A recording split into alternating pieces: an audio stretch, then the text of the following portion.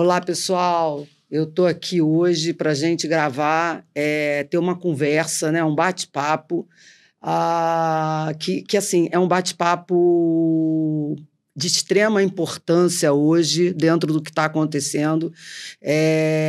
Eu gostaria que a gente voltasse, né, a falar sobre a questão da mega operação que teve no Rio de Janeiro, e eu queria trazer aqui a importância da gente entender o que está por trás de tudo isso.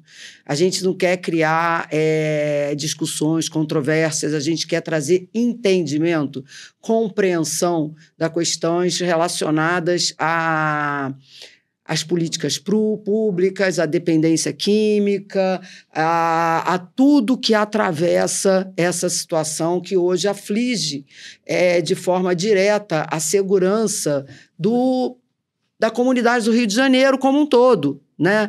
Não é só a comunidade que está ali, né, na Maré, na Penha, nessas comunidades envolvidas, né? A coisa é muito mais ampla. E para que a gente pudesse falar sobre isso, sobre políticas públicas, novos caminhos no tratamento da dependência química, eu chamei para... A gente está trocando o meu amigo Douglas Manassés, que hoje, né, é superintendente, eu vou ter que ler, terapêutico da Subsecretaria de Políticas Inclusivas da Casa Civil do Estado do Rio de Janeiro. Gente, o nome é grande e eu tenho certeza que poucas pessoas sabem que existe esse trabalho tão importante, fundamental, em toda e qualquer sociedade. Eu não vou falar no Rio de Janeiro, não. Eu vou falar em toda e qualquer sociedade. O Manassés, que eu costumo chamar ele de Manassés, né? Ele é fundador da comunidade terapêutica Centro de Transformação, é conselheiro do Conselho Municipal Antidrogas e é palestrante nas áreas de prevenção e tratamento da dependência química. Douglas, é um prazer receber você. E eu queria que você chegasse aqui me contando como é que foi essa trajetória toda, né? Esse crescimento, né? Eu acho que eu te conheci há 25 anos atrás, né? Fazendo um curso de prevenção no Exército Brasileiro, o Projeto Fênix, né? Eu acho que eu posso dizer que você era um menino. Sim, muito. Ainda sou, Ana. Que bom que se você eu também sou. Nós somos. Me conta um pouco, Manassés, como é que você começa esse desejo, né, que nem eu tenho, né, pelo tratamento, pela prevenção e para um novo lugar para o dependente químico na nossa sociedade. Maravilha, Ana. Primeiramente, eu quero agradecer a oportunidade de estar participando desse primeiro programa, né? Primeiro episódio, né? Desse projeto que você está desenvolvendo. É uma honra estar aqui com você. Você sabe do carinho, da nossa amizade, né? Já de alguns anos. E de toda a parceria que a gente tem nesse trabalho do bem, de levar a recuperação. Todo sonho, né? De levar mensagem para as pessoas, né? Para tentar, de alguma forma, levar alguma coisa muito positiva, assim, de esperança para as pessoas. Eu costumo dizer que nós somos sonhadores. Exatamente. Então é isso que eu quero levar para as pessoas como missão da minha vida. Não pretendo sair dessa área justamente por causa disso. E para fazer isso a gente tem que estudar, a gente tem que se qualificar, a gente tem que procurar conhecimento e também fazer parte das políticas públicas existentes. Foi aí que me levou ao governo do Estado. Eu, primeiramente, assumi um trabalho na Prefeitura do Rio, né, coordenando a política sobre drogas, que você fez parte, né, à época como conselheira, e ali a gente reativou umas ações importantes, como o conselho, como a coordenadoria de política sobre drogas. A gente desenvolveu um trabalho na Avenida Brasil muito forte de acolhimento daquela população, na época que estava iniciando aquelas obras da Transbrasil, né, para repaginar aquele espaço. Você fazia um trabalho muito grande de resgate, né? De acolhimento daquela população, né? E levava para alguns abrigos. Alguns abrigos, comunidades terapêuticas, a gente encaminhava para a rede de saúde, para a rede de assistência, né? A gente tinha todo um trabalho ali de acolhimento e sensibilização com essas pessoas que estavam em situação de rua e vulneráveis no meio da Avenida Brasil, morrendo a cada momento, porque todo dia tinha um óbito, ou os jovens eram mais de 500 pessoas no centro da Avenida Avenida Brasil, uma via expressa, que a velocidade mínima hoje é de 80 por hora, mas naquela época era de 90 por hora. Então, assim, toda hora tem atropelamento. Não só morre o usuário, como coloca em risco quem está conduzindo, quem está passando ali de carro. Então, a gente desenvolveu um grande projeto ali a pedido na época do prefeito Marcelo Crivella, o ex-prefeito, e a gente fez um trabalho bem bacana ali, bem bacana. Você viu o resultado? Sim, a gente conseguiu colocar ali um abrigo da prefeitura, a gente levou para lá o Centro Pop, a gente levou para lá os CREAS, a gente aproximou do território e fizemos uma ação conjunta. Fala o que de quase são os 3 CREAS, anos. Porque muita gente não sabe o que é o Centro de CREAS. Referência de Assistência Social, né? A porta de entrada para assistência. Então a gente tinha as equipes de assistência social nos auxiliando, tinha um abrigo ali que era um hotel na perspectiva criado justamente para a população usuária de crack daquele território que não quer sair do território. Ou seja, esses usuários são familiares, são parentes de pessoas que moram dentro da comunidade. Certo. E que não podem mais frequentar a comunidade porque fazem uso do crack. Esse sujeito é rejeitado até pelo tráfico. Sim, exatamente. O tráfico só quer o dinheiro, que ele vai lá, consegue R$5 e volta para dentro do tráfico para comprar e volta de novo para usar para o lado de fora. E aí começaram-se as ações para poder sensibilizar essas pessoas e encaminhar essas pessoas para os serviços públicos. E aí envolvia os CREAS, Rede de Assistência Social, os CRAS também, que também faz parte, que são centros de referência. Envolviam os consultórios na rua, que são equipamentos de saúde, são profissionais que vão até o local e atendem essa população. O Centro Pop, onde organiza também a questão documental, a questão de avaliação e encaminhamento para os abrigos. A gente levava também com a gente a Colurb para fazer a limpeza daquele espaço, que aquilo ali ficava muito sujo, então a Colurb constantemente tinha que fazer limpeza. A gente levava também, a gente trazia com a gente a guarda municipal para nos ajudar no desmonte das estruturas que eles criavam em via pública. Você viver em situação de rua é uma escolha da pessoa, mas criar uma estrutura numa situação de rua que não pode. Sim. Então a gente tem um ordenamento urbano na prefeitura. Então a gente tinha que organizar aquele espaço e tinha a Guarda Municipal e a CEOP. E aí foi um trabalho muito bacana. E aí entram as comunidades terapêuticas também como uma possibilidade de atenção a esse público.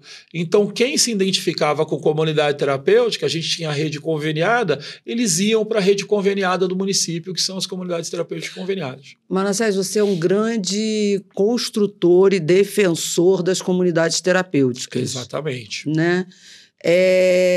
Eu queria que você explicasse um pouco o que é de verdade uma comunidade terapêutica, porque os familiares eles têm uma visão muito distorcida do que é comunidade terapêutica.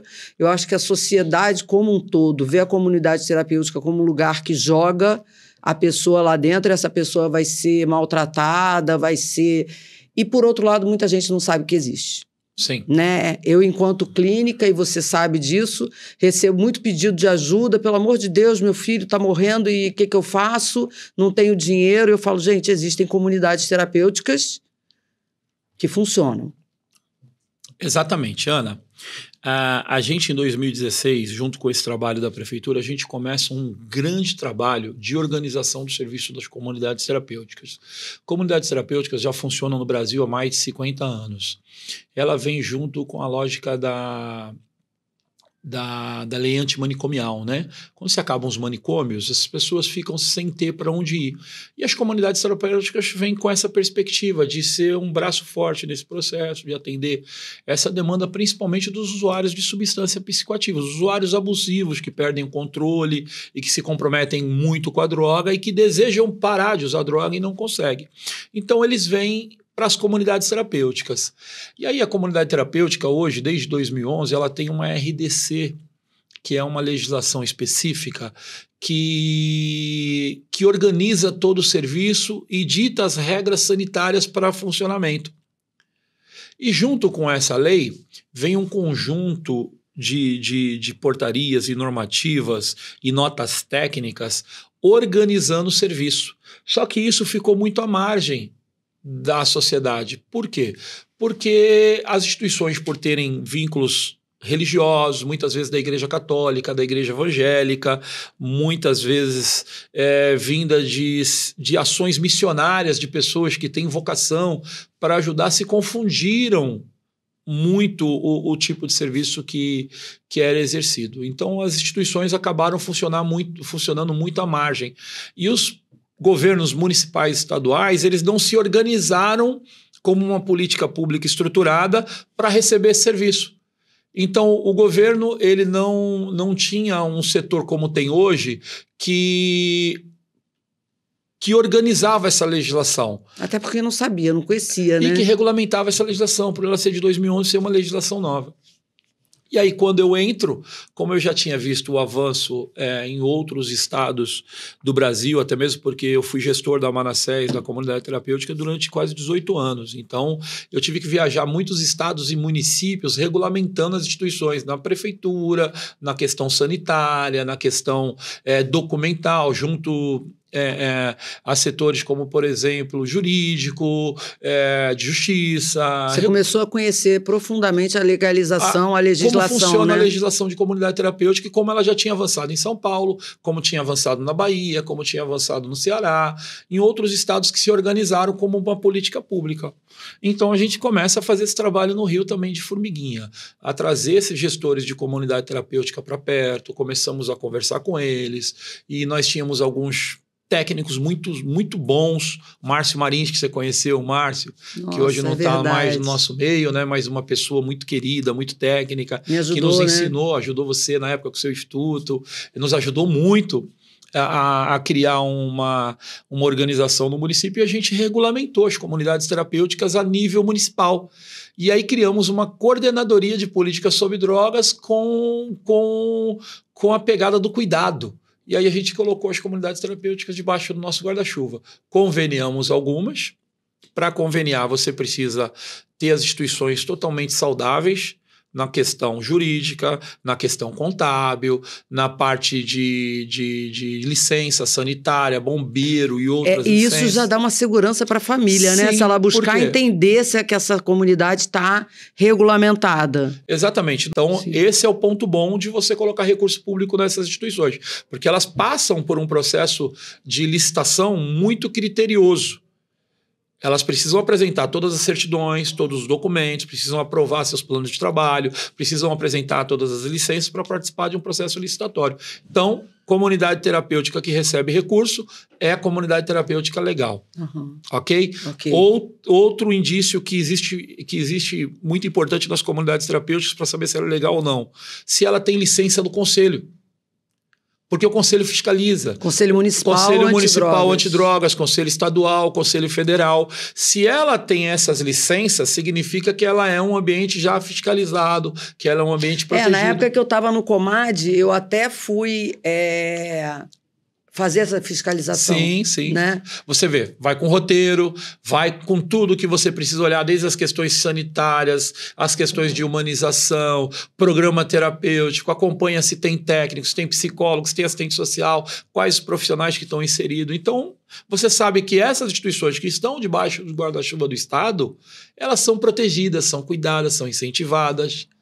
Aquelas que vivem à margem desse processo, que a gente não tem muito como fiscalizar e como garantir o serviço. Acesso e informação, né? Porque elas não estão dentro do processo. Uhum. Então, não estão regulamentadas. Não é bom para o Estado ter as comunidades terapêuticas à margem. Não é bom para a sociedade não ter essas comunidades terapêuticas dentro de um sistema de política pública. Por quê? Porque daí elas caminham por si próprias. Então, essa galera, eles pegam os serviços clandestinos, essas denúncias que tem, e tentam marcar as comunidades terapêuticas como um desserviço para a sociedade. Tem pessoas que se identificam com os grupos de apoio NA, AA, Amor Exigente, outros grupos, excelentes grupos tradicionais, já conceituados no nosso Brasil há anos, né? Um dos programas mais antigos que existe é o programa de NA. E tem pessoas que se identificam com aquele modelo. Consegue parar, consegue seguir. Outras pessoas vão para o CAPES e acabam, de alguma forma, absorvendo aquele programa que eles oferecem com a medicação, as equipes de psicólogos, assistentes sociais, equipe multidisciplinar, né? O CAPES AD, que está ali, né, 24 horas para poder atender aquela pessoa nos momentos críticos de crise. Tem pessoas que vão para esses espaços e seguem. E eu acho muito importante, porque essas pessoas se identificam.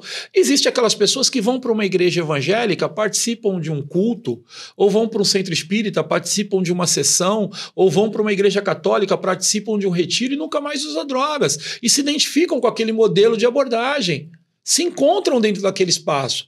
E existem as pessoas que vão para uma comunidade terapêutica. Então, a comunidade terapêutica nada mais é do que mais uma ferramenta, mais uma possibilidade de um ambiente de cuidado, de proteção. E de garantia de direitos. Por quê? Porque lá a gente vai inserir esse indivíduo na rede de cuidados. E a rede de cuidados é quem? É o CAPES, é o CREAS, são as igrejas, são os grupos de apoio, porque esse indivíduo não é nosso.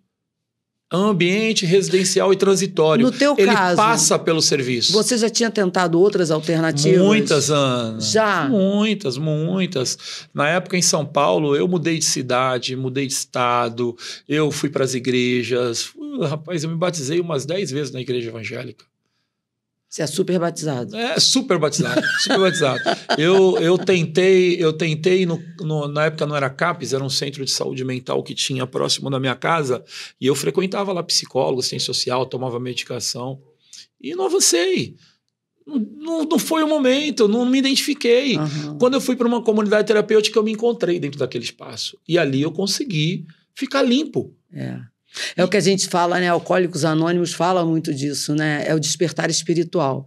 E as pessoas, às vezes, não entendem, né? Que precisa... É que eu falei para você, você foi tocado quando você chegou na comunidade terapêutica, né? Alcoólicos Anônimos fala desse despertar espiritual. Sim, a virada de chave. É a virada de chave. Exatamente. E aí, Manassés, tudo que você está falando, né, eu percebo assim que todo esse teu caminhar, né, esse teu aperfeiçoamento, essa tua experiência faz com que você possa, né, com certeza, porque eu te conheço, desenvolver todo esse trabalho, toda essa tua experiência, né, fazer com que você tenha uma visão muito humanizada do tratamento e realista das ações de políticas públicas que são necessárias para aqueles que ainda estão em sofrimento, para aqueles que ainda não encontraram um caminho.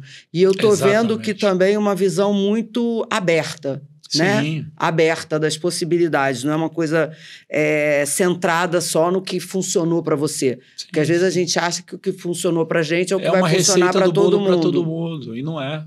E não é.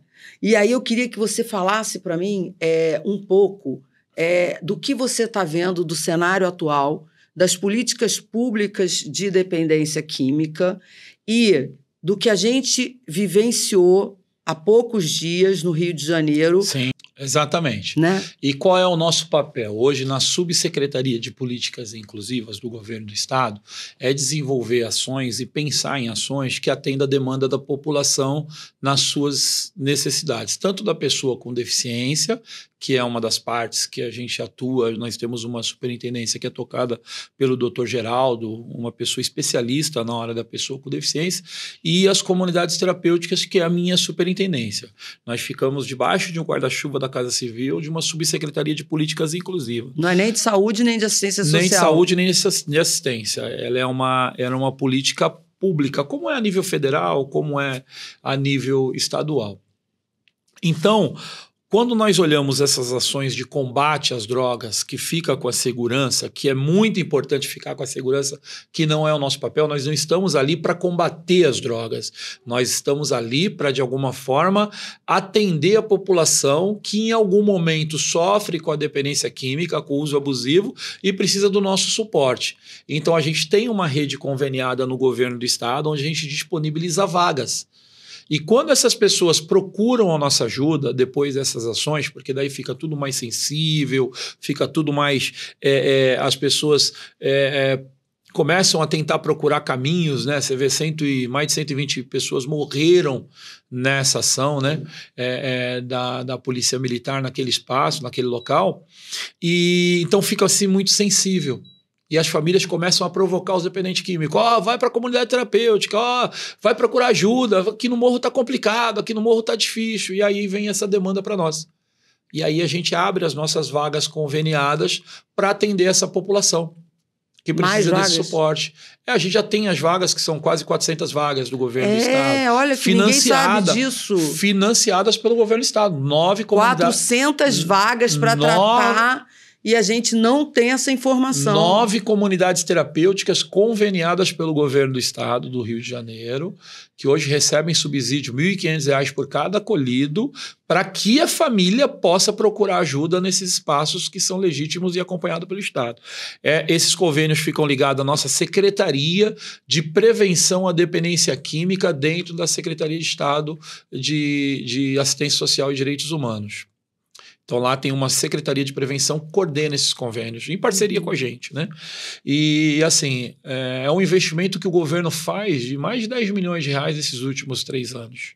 Então, o governo está preocupado com a questão da dependência química. Sim, ofertando também essa possibilidade, porque além disso, a gente tem os CAPs estaduais, a gente tem os hotéis do Estado, a gente tem outras ações. Nós temos a Polícia Militar, que faz um trabalho excelente de prevenção através do PROERD nas escolas estaduais e municipais. Outro dia me perguntaram se o PROERD estava funcionando. Sim, eu não tive como, eu não sabia.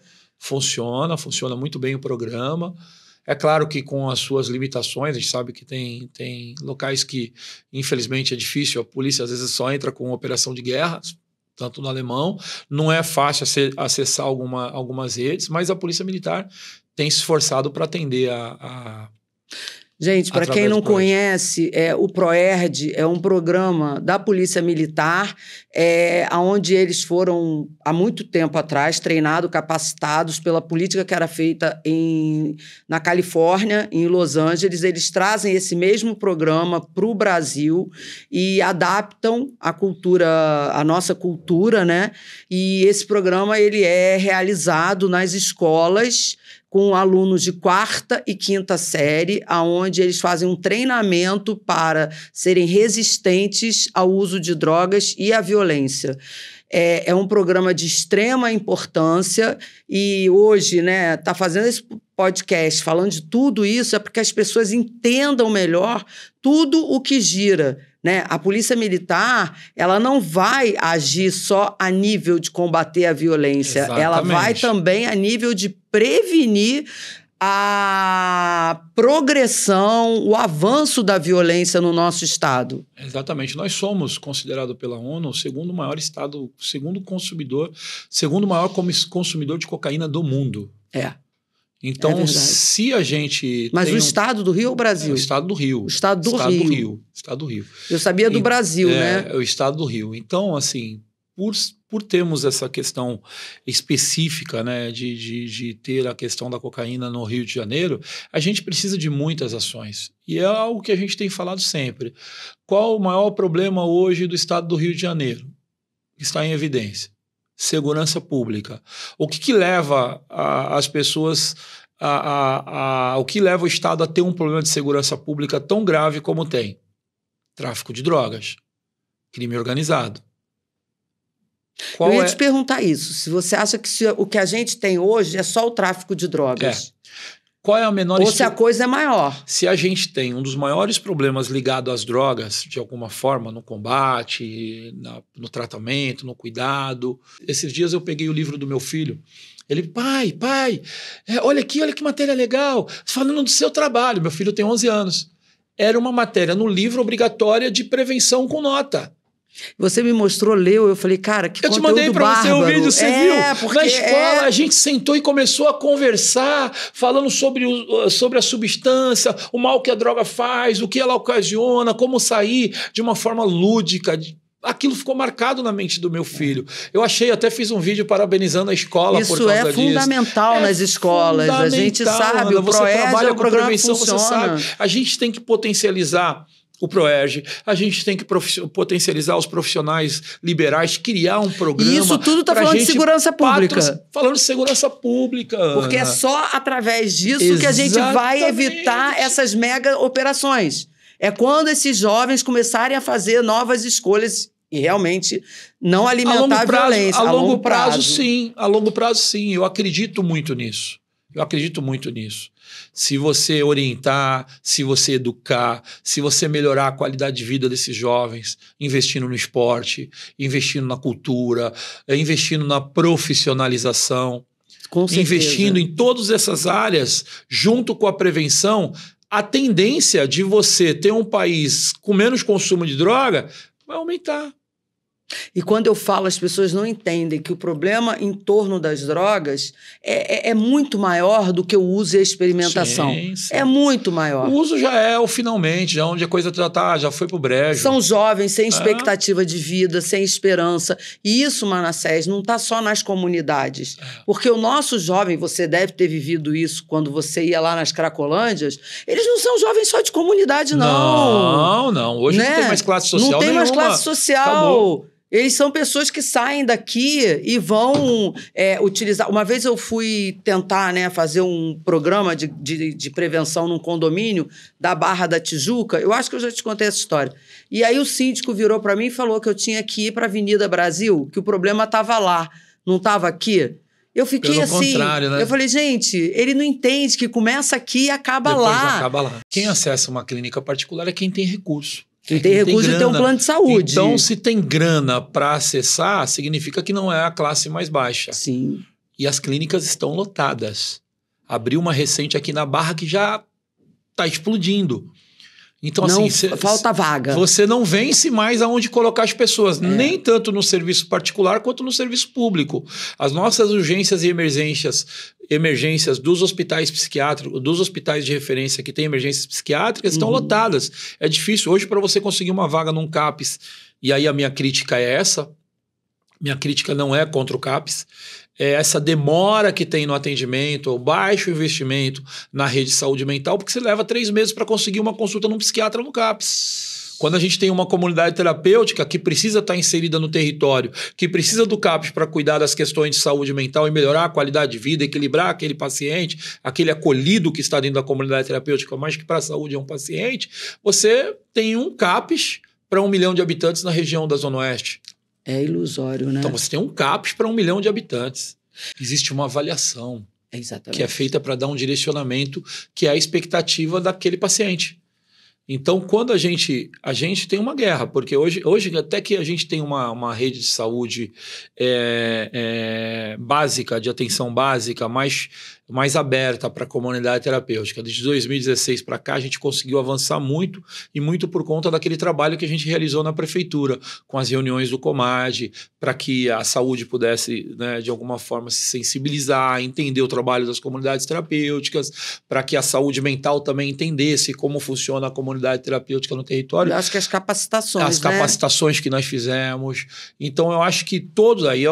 Parabenizo a Cristina Branco, né, na época, que fez um trabalho de alinhamento desses serviços muito importante, e ela conseguiu trazer a saúde mental, a saúde e atenção básica, conseguiu trazer a rede de assistência para se conversar.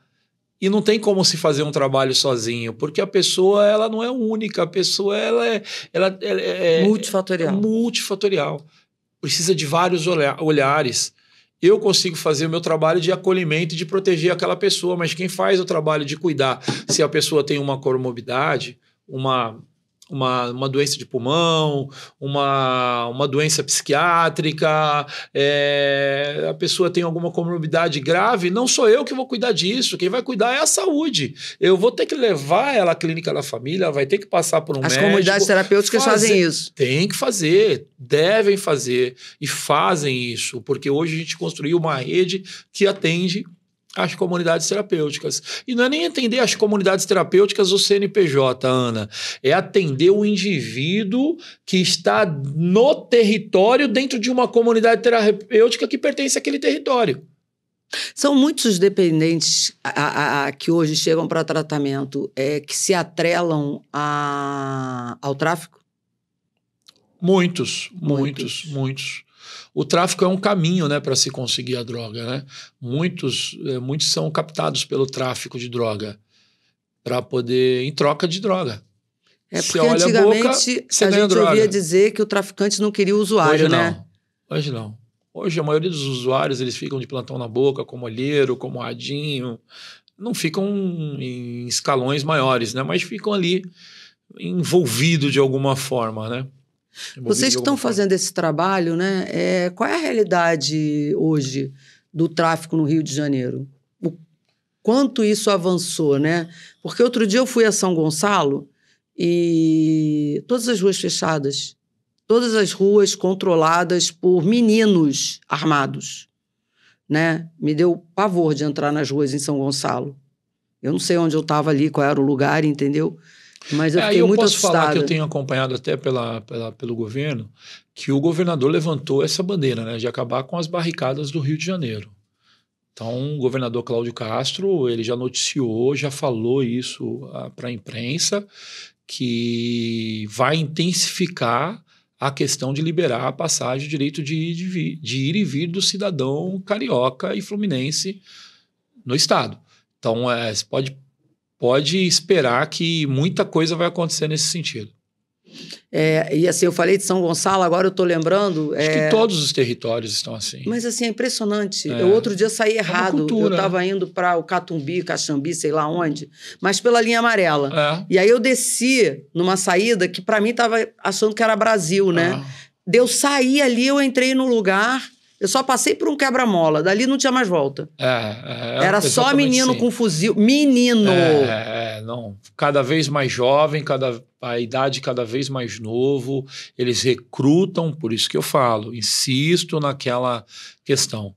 Educação de qualidade, cultura para os nossos jovens, esporte e qualificação profissional para que esses jovens possam ser preparados para o mercado de trabalho.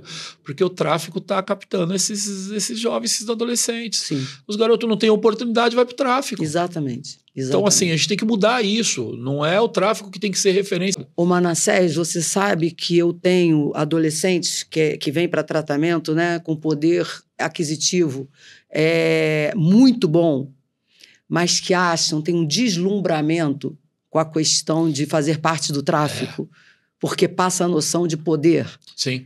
E quantos que a gente chama do tráfico do asfalto, né, traficante do asfalto, e eu perguntei para eles assim, mas por que você começou a vender, né? Por que você começou a passar? Porque eu passava a ser poderoso perante as meninas. Aceitação. E o quanto isso tem a ver com a autoestima que a gente precisa trabalhar de base. Eu me lembro que a primeira vez que eu usei substância, maconha, foi justamente por aceitação. Todos os garotos da minha época, da minha idade de 14, 13 anos, que usavam maconha no banheiro da escola, eram os caras que eram ovacionados na escola.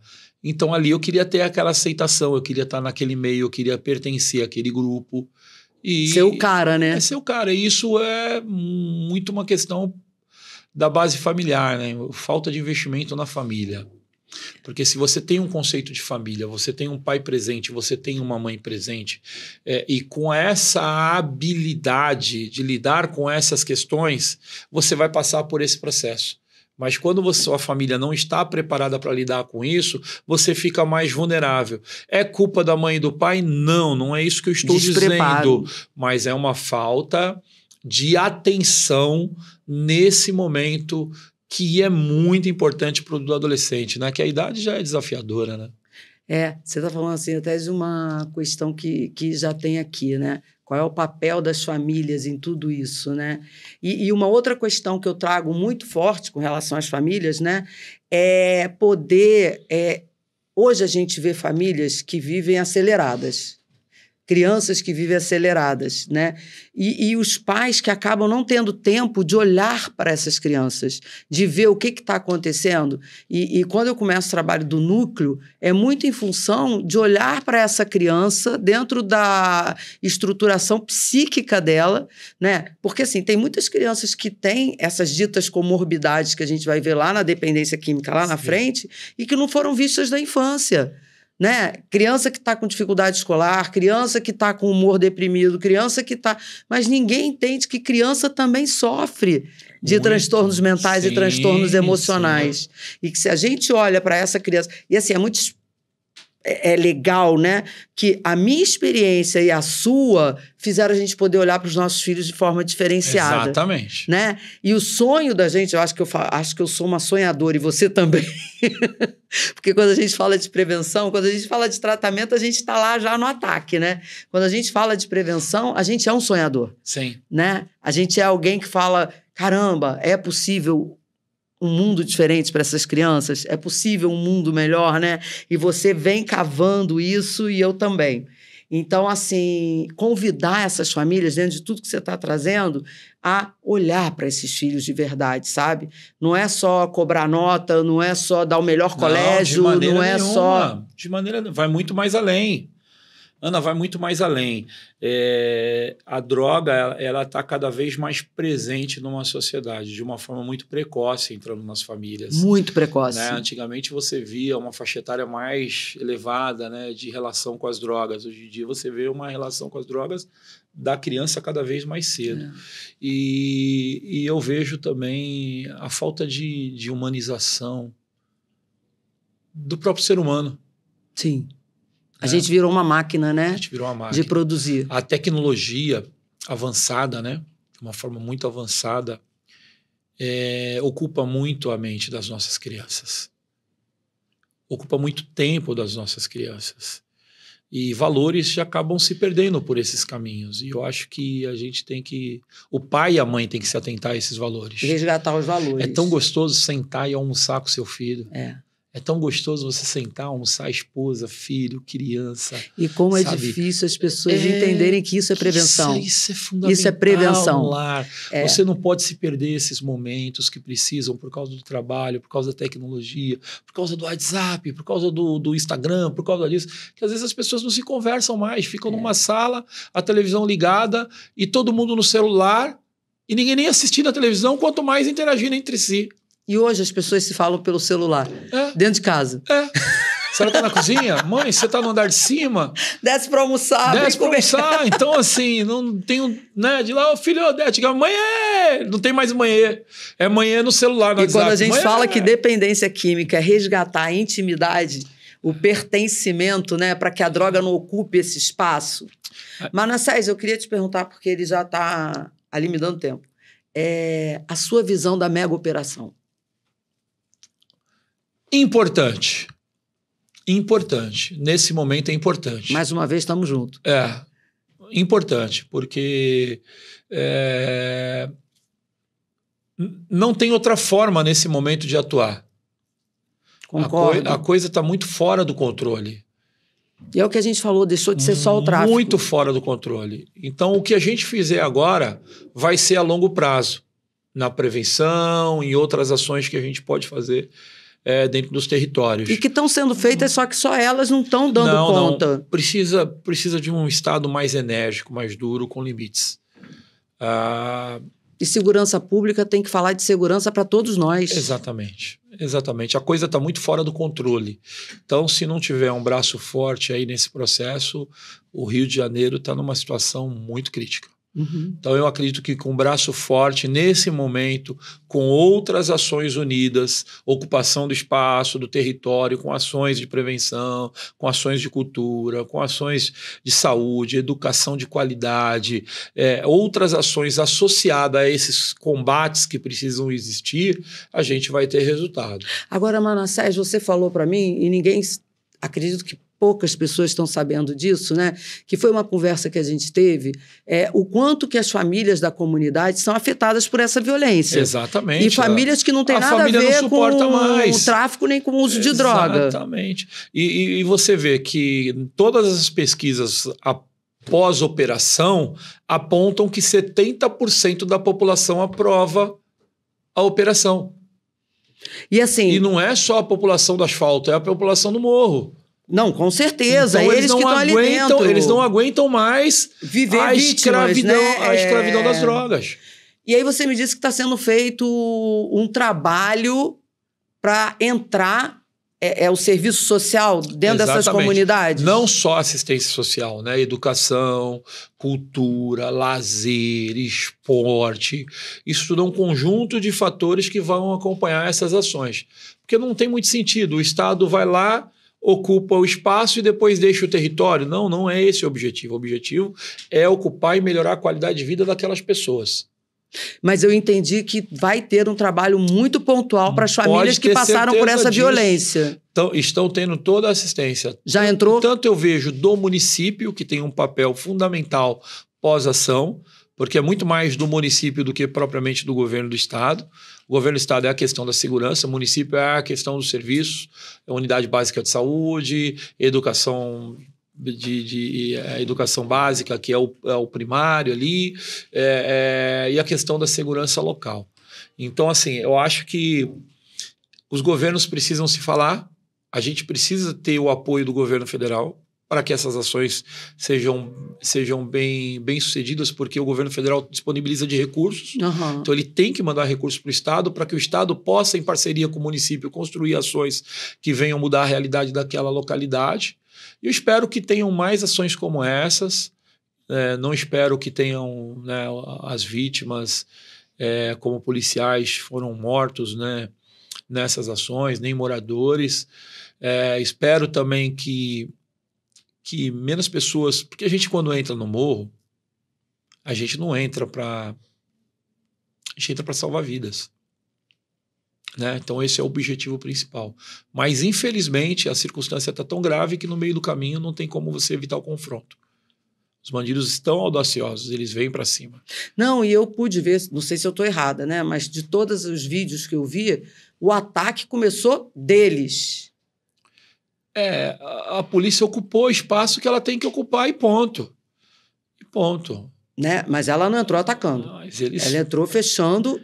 Né? É bem complexo. Bem complexo. É uma situação que tem que ter muito braço forte, mas eu tenho certeza que o nosso governador está preparado, muito mais preparado, já está no segundo mandato dele, para lidar com essas questões. A equipe de segurança, a equipe de governo é muito boa, essa equipe do Cláudio. No entanto, que hoje ele está tendo uma aprovação em todos os números, só vê falando do Cláudio. Né? Que bom. Cogitam até a possibilidade dele vir candidato a Senado ou a presidente da República. Para você ver o impacto de uma ação como essa e como a população aderiu a isso. Né? Como a gente está sedento disso. Segurança, ninguém aguenta mais. Como a gente está precisando. A gente não aguenta mais sofrimento, né? Eu, sábado, queria levar... Eu tenho veterinário que eu confio muito, né? Lá no Lins. E eu queria levar minha cachorrinha lá, que ela está com... Eu não tive coragem. De ir para o Lins. Não tive coragem de ir para o Lins. Eu era amiga daquela oficial da Marinha, né, que levou o tiro dentro do Marcílio Dias. Sim. Ela era casada com um amigo meu. E você fica com esse cenário, cara, como é que eu vou no Lins? É do lado do Marcílio Dias. Né? Então, assim, a gente está totalmente sitiado. Né? Eu vou para a Zona Sul, mas eu vou voltar de noite, vou passar pela Rocinha. Apesar de que eu sei que a Rocinha, eu pelo menos vejo menos violência do que em outros lugares, né? Mas, assim, não dá mais para a população viver desse jeito. A sensação de insegurança adoeceu a população. Hoje nós vivemos numa sociedade adoecida por causa da questão de insegurança. E o que o governo está tentando dar para a população é a questão da sensação de segurança. Resgatar, né? A gente vê o maior investimento de segurança pública já visto na história do Rio de Janeiro nesse momento. Eu observo o trabalho da Polícia Militar na captação de recursos para a Polícia Militar, a quantidade de viaturas novas, todas elas com a prova de bala. A gente está vendo a quantidade de coletes que estão sendo entregues para a Polícia Militar, a quantidade de armas, fuzis que estão sendo entregues novos para a Polícia Militar. Então, a Polícia Militar hoje está tendo toda a estrutura necessária para combater o crime organizado. Agora, a gente precisa ter um apoio do governo federal nesse processo, senão fica difícil, né? E eu acho que da sociedade civil como um todo. Da sociedade a gente já está tendo, é só olhar os índices de pesquisa e ver as aprovações. Agora, se você não tem recurso do governo federal, sozinho é difícil. Sim. fica difícil. Os nossos policiais são guerreiros, mas é difícil. Então, eu espero que tudo me dá um isso orgulho deles quando eu vejo eles assim. Eu passei porque todos eles têm família. Todos eles têm alguém esperando. Eu sou de Campo Grande e a gente está com um problema na comunidade da Carobinha, bem próximo onde tem o sítio Manassés lá, onde tem. Então, às vezes, à noite, quando eu saio do trabalho do estado, sítio eu gosto é a comunidade, de ir no gente. na comunidade Manassés. E às vezes eu gosto de ir lá no final de semana. Domingo eu passei no encontro da família lá. Eu gosto de ir lá. E lá passa pela Carobinha. E aí nós estávamos encostando no posto de gasolina na entrada do Mendanha ali, do lado da Carobinha, e tinha lá 2 viaturas do BOPE. Os meninos camuflados em cima, aqueles 4 homens em cima da caçamba e tal, e entrando para dentro da Carobinha, só que eles estavam parando no posto. Aí eu olhei para eles assim: guerreiros, que Deus te abençoe, que dê tudo certo. Eles estavam naquele momento invadindo a Carobinha, porque a Carobinha tinha sido tomada pelo Comando Vermelho, tem uma briga, disputa ali de tráfico, Comando Vermelho entra, Terceiro entra, a milícia entra, e aí teve 2 noites intensas de tiroteio, o BOPE entrou naquele momento e eu ali pude falar uma palavra para eles de incentivo. E os policiais, obrigado, obrigado. Se vê que a população já veio logo em seguida aplaudindo eles entrando na comunidade. Eu acho que a polícia militar, o BOPE, esse é admirável. Eu acho que é o último limite, Ana. Mas é admirável. É a divisão. O trabalho que eles fazem. Entre o bem e o mal, tá ali. É admirável. Tá ali. A gente tem que valorizar esses nossos guerreiros. Quando eu vejo eles fazendo alguma coisa subindo, eu fico lembrando do filme Tropa de Elite, Jogo. É isso. E você vai e não sabe se volta, né? É caveira. Não sabe se volta.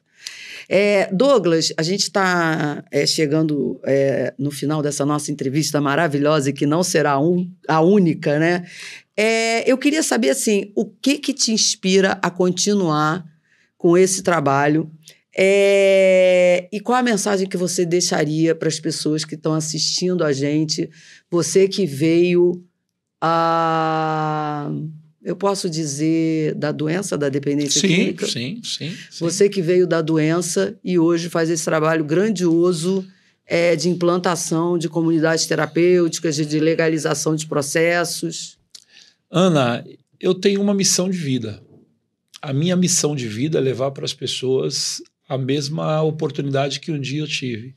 Eu sei o quanto é importante você olhar para uma mãe, olhar para um pai e ver ali nos olhos deles a luz do fundo do túnel. Eu acho que a comunidade terapêutica tem um pouquinho disso. É a última luz. É às vezes, a última oportunidade daquela pessoa de conseguir se ressignificar. Então, eu acredito nisso, porque eu sou uma evidência científica. E eu posso falar que se existe ciência, eu sou uma evidência dessa ciência. Deu certo. Você sabe que você é uma evidência bem rara. Deu certo. Então, se deu certo para mim, pode dar certo para muitas outras pessoas. Sim. Então, eu quero multiplicar essa informação com o meu trabalho. E eu sei quando eu atendo uma comunidade terapêutica, quando a gente atende um serviço e a gente consegue levar para eles esse pertencimento desse espaço, desse lugar deles de verdade, de uma forma ética, humanizada, de cuidado, de trabalho e de seriedade, a gente consegue ajudar muito mais famílias que vão acessar esse serviço. Uhum. Então, fortalecer as comunidades terapêuticas é fortalecer um braço do governo muito forte. Por isso que nós lutamos por políticas públicas saudáveis. Com essa qualidade, com essa humanidade, né? E com esses princípios éticos que eu sei que você está trazendo. E de responsabilidade. A nível de capacitação das pessoas. Porque eu queria até aproveitar, já vou deixar aqui o convite para você voltar para a gente fazer um podcast só focado no que é uma comunidade terapêutica, por que a gente não pode ter comunidade terapêutica para adolescentes, Sim. por que a gente não pode receber pacientes involuntários, Sim. vários porquês que as famílias não sabem e outros que elas sabem, mas a gente pode falar um pouco a carência de comunidades terapêuticas para mulheres, né? Eu soube que inaugurou uma. Então, assim, eu já queria deixar o convite aqui. Eu vou perguntar, você aceita publicamente? Super aceito, com certeza, super aceito. À disposição. Você se prontifica publicamente? Quando você quiser, é só me convidar que eu venho com o maior prazer para falar o porquê que a comunidade terapêutica hoje, por lei, só pode atender jovens, pessoas maiores de 18 e menor de 60 anos. E assim, a questão das mulheres, a questão do porquê não os pacientes involuntários, os dependentes involuntários, Vamos falar sobre tudo isso. A comunidade terapêutica não tem paciente, eles têm acolhimento. Acolhidos. Então, são várias coisas que a sociedade não tem conhecimento, né? E aí, assim, queria agradecer muito a tua disponibilidade do teu tempo, que eu sei que você agora deve estar num processo de muito trabalho por causa da mega operação e por causa de outras coisas que estão acontecendo. Com o tempo corrido, porque a gente está indo para o Free Mind também, né? Então a gente vai... Próxima segunda. Estamos lá. Então, agradecer muito essa disponibilidade de tempo, de você estar aqui comigo. É sempre um prazer conversar com você sobre tudo isso e que você não perca o sonho. Maravilha, Ana. Que você não perca o sonho. Que o sonho possa continuar iluminando o nosso interior, porque não vem de fora, vem de dentro. Né? Verdade. E a maior inspiração que nós temos hoje é saber que é um dia de cada vez. É um dia de cada vez. Amanhã será um dia melhor. Eu gosto muito de uma frase, e eu falo isso sempre quando eu comecei o trabalho da clínica com dependência química, né? Que eu acho que é do Disney, não tenho certeza. Não diga que é impossível, porque é isso que eu gosto de fazer. Exatamente. E é assim que a gente que entra na dependência química, a gente acredita. Tem que ver. A gente vai lá no impossível. Exatamente, exatamente. O que eu costumo dizer também, quando as famílias procuram a nossa ajuda e tem uma mãe, um pai ali tentando salvar o seu filho, que eles chegam ali com aqueles olhinhos, né, na última chance da vida deles, né, de salvar o filho. E a gente fala o seguinte: não desista. Não desista. Não desista, porque ninguém muda da noite para o dia. Uhum. A recuperação do ser humano é um processo. É um processo. Então, milhares e milhares de pessoas passam pelo problema da dependência química no mundo. Não vamos ser o primeiro e não vamos ser os últimos. O que nós não podemos fazer é desistir. É um renascimento. Exatamente. Né? Eu tive 8 internações. Então, foi na 9ª que eu consegui me recuperar. Pela graça de Deus. Pela graça de Deus. Obrigado, gente. Assim. Valeu. Obrigado, Ana, pela oportunidade. Obrigada, tá? Tamo junto e vamos junto. Amém. Tá Deus bom? abençoe. Por Amém. menos mega operação e por mais recuperação. Por mais acolhimento. E prevenção, né, Ana? E prevenção. Isso aí. Obrigada por vocês aqui estarem acompanhando. Esse é o primeiro podcast que eu estou fazendo. Espero que o primeiro de muitos, trazendo informação, trazendo conscientização e podendo estar mais perto de vocês, que isso para mim faz toda a diferença. Obrigada. Tchau, tchau.